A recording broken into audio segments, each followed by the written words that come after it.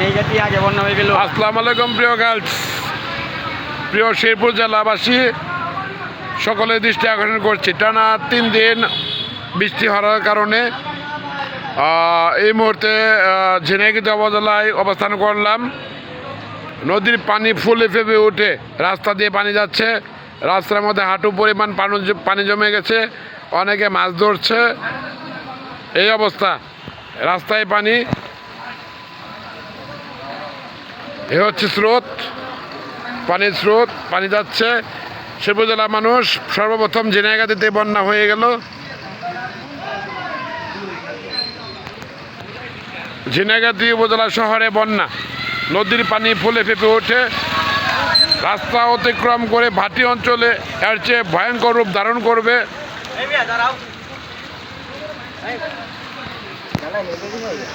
ধন্যবাদ। আসসালামু আলাইকুম।